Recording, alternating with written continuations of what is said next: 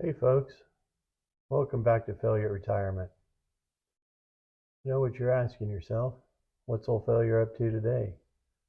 If a guy had known it was going to be this nice today, he would have got some painting done. Here we are in the late afternoon. It's nice enough to paint, but a guy had no idea it was going to get this nice, so he didn't do any prep work. So instead of finishing one project, old failure does the right thing and moves straight on to the next one. Let me turn the camera around, I'll show you what I mean. So here we are, guy's back working on the livestock truck. I've shown you this before, I think right after I painted the cab. Got that all painted the way I want it. Smith Miller never made a truck in flat black, but I think it came out looking really cool. And then I just kind of brushed the bumper on that rather than polishing it. Really happy with the way that turned out. I pulled this is a set of doubles. I only have one van here.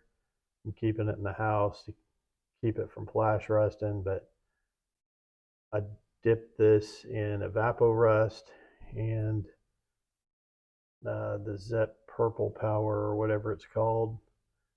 I did it in that order at first, and then I put it back in the Evapo-Rust for several more days to really take the last of this rust down. Pretty happy with the way it turned out. I don't think I'm really going to get it any better. I think it's just going to have to knock a couple dents out in just a few minutes with like a Brillo pad, I think. And I'm going to have that where I want it. And then I'm just going to shoot some clear on it and call that good. What I'm fixing to work on here today is I made this replacement floor when I didn't have an original floor. So as you can see, original floor is on the right, replacement floor on the left. What I failed to do, because I didn't know at the time, is make that notch. Now I'm assuming that that notch is going to clear the rear door. In this trailer, neither one of these trailers came with rear doors, so that project is on the short list. I think I can buy replacement doors, but honestly, they're kind of spendy. So I think I'm just going to probably make my own. And then I got to take this rear assembly off this and match that notch up. And then I have to decide, well, I guess I need to decide, is it really necessary to clear the door or not? And then I think what's going to end up happening is I'm going to move this rear assembly forward and probably drill new holes further back, because I think I already got the axles located where I want them. So if I move that forward, however far that is, 1/4 inch, 3/8, I think it might put my wheels a little further ahead than I want them. Anyway, I got to figure all that out. This one's not drilled yet anyway, so that kind of works. And then the other thing is, it was still, well, it was raining yesterday and pretty rainy and overcast this morning. So Failure was working on this. All livestock trucks. The Tonkas originally just said livestock across the front. All the ones you see running down the highway, you got the guy's name up there or somebody's name up there on the top front of the trailer. It's just a thing with livestock trucks for whatever reason. The guy was pondering that for a while. What's he going to do there? Little plane kind of without it. The guy got an idea to just name his little business Sinister Rodeo Stock, and made this up on the computer. What a guy's going to try to do is turn that into not this one, but turn it into a water transfer decal. Guy's never made his own water transfer decals before, but I've watched a couple YouTube videos. I think I got it. I bought the paper a long time ago for a different project that never got done. So now I've kind of got several little logos, this one and a couple more for some other trucks made up. I'm going to try to print them all out on the same piece of paper so that I don't waste that expensive decal paper. I'll cut a whole bunch of them up at once and hopefully this all works. Anyway, so I think that's going to look very cool because it'll be cleared, so the metal will be just this color. Only thing that's really going to go away is the white part because it'll just be clear water transfer. Anyway, that's what old Failure's looking at right now. Probably going to spend part of this afternoon working on these floors for these trailers, and maybe I'll get started on the back door. Probably just going to hit the pause button on the video and add some more on the end. Okay, folks, so after a solid 6-week delay, I won't mention why, I'm finally back on this livestock trailer today. And the first thing I'll mention, I mentioned earlier in the video, this one floor is homemade, the other floor is original. Original floor has a notch in the back. Failure figured out that the original floor is just longer. Okay, and I remember taking it out of the can that it was very difficult to get out of the can because that's all just notched back in there around this doorway, and there's this hem on the edge, or fold on the edge and fold on the door, and that really, that really wedges that floor in there. And it was kind of challenging to try to outthink that bugger and get it out of there. So just for Failure to make his life easier, he's just going to go to the table saw and do the right thing and hack that original Tonka off of there. I'll be right back.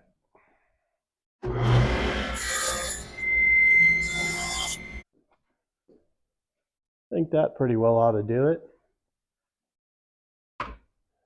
So what I've done here also, these were tweaked, these landing gears, and I still haven't, I looked a little bit for the correct original Tonka landing gear.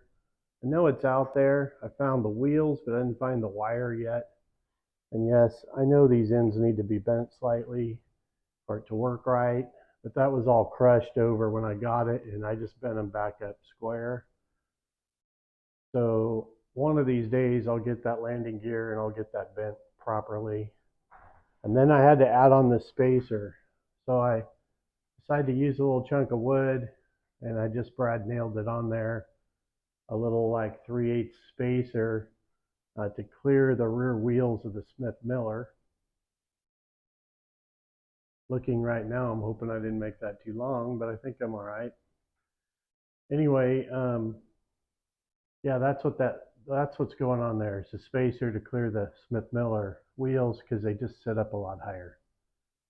All right, so now I didn't have to re-drill my holes or move them, but I got these pieces painted flat black to match the truck. So both of them ready to go. I'll screw those down, and then I've got the tongue and the dolly for the trailer. I'm not going to make you guys watch me drive some screws in and a couple other little simple things, so I'm going to pause here. I'll pick back up in a minute.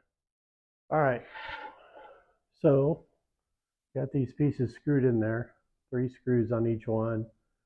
I already drilled the pilot holes a long time ago, already test fit it a long time ago, so that was no big deal.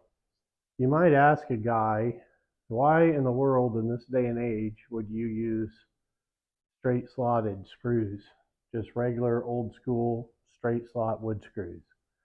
Well, I'll tell you, that's how Smith Miller did it. These trucks were originally built late 40s, early 50s. They all had straight slot screws in them, holding them together, And that's just a little detail that I just kind of prefer to keep an original look on. And it's kind of a pain because I don't use these screws for nothing else. Personally, I've recently adopted over to Torx screws. These screws you see in the pile, all Torx. Pretty much all my other woodworking is Torx. My electrical work is pretty much all square drive. That's just an electrical thing. Anyway, off subject. So both of these are screwed together. What I'm going to do on the front here, I decided to use the original Tonka floor for the front trailer because it had the landing gear on it. And I didn't really figure I really needed landing gear on the back trailer, but I did take the pin out of the Tonka floor, drill a hole. So I'll put that dude here on my floor that I made. One more thing. I decided to run a little fender washer in between the wood floor and the front carrier, just so I think that'll make it turn easier because it's not dragging on the wood the whole way. But I elected to go with the fender washer with a slightly smaller than 1/4-inch hole. Why they can't make them a little tighter, I have no idea. So I'm gonna have to drill that out. So hold up. Okay, hole and washer drilled. Put this front carrier on here.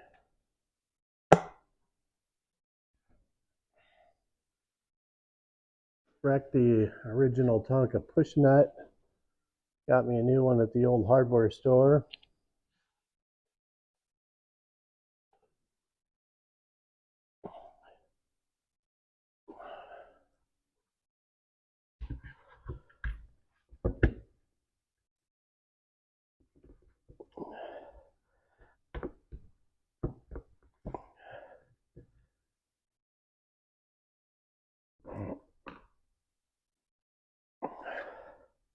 Don't want to get that too tight.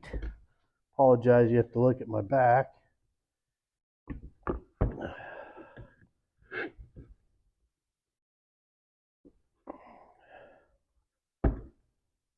Yeah, I think that'll do it.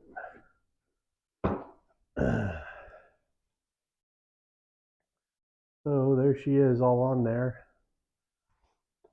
Turns decent, I think. So we'll do the tongue.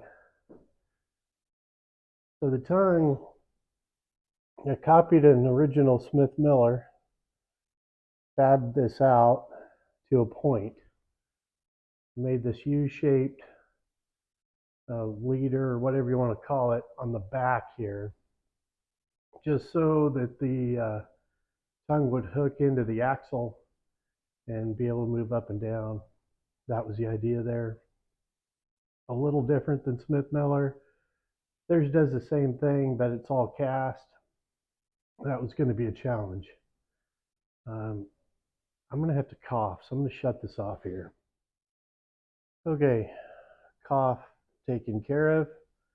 Went ahead and queued the wheels up here while I was off camera. So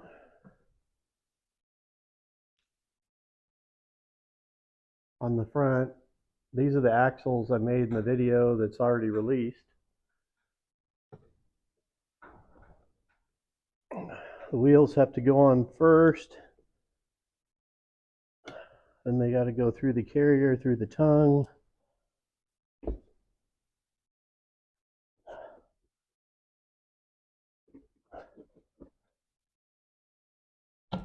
There we go. I don't know why that looks way too wide. Oh, Mrs. Failure makes a cameo. No, that came out perfect. Anyway, there we are on the front. Let's do the back here real quick. Okay, got the second axle.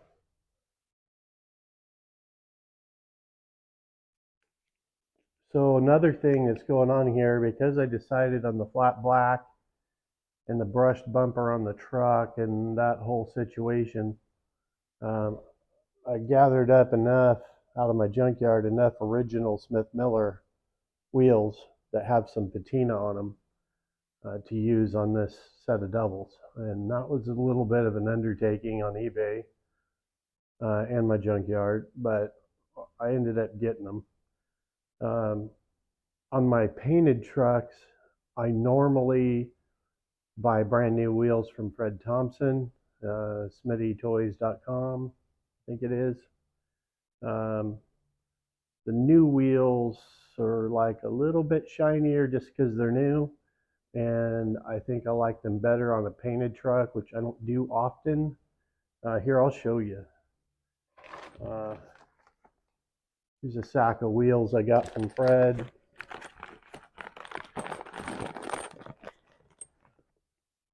So as you see, they got like a little bit of a shine to them, polish. Maybe a little hard to see in this light. And where these ones I already showed you, but kind of just a flat cast look. Anyway, back to the task at hand. Well, that paint made that hole just a little tight. Ooh, I don't know if I like that. I'm gonna grab my drill.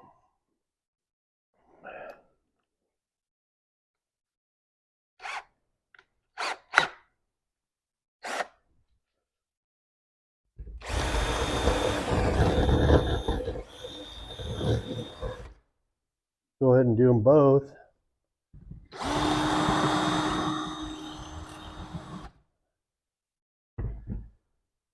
All right, let's see how this goes.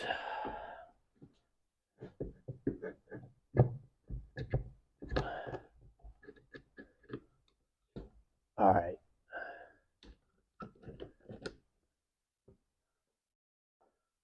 Okay, I'm going to flip this over real quick.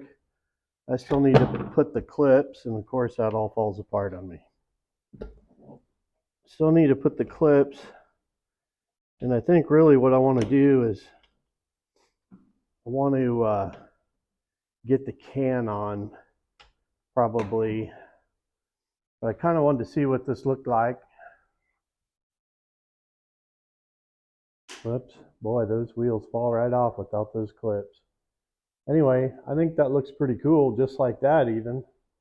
It'll look way better with the can on it.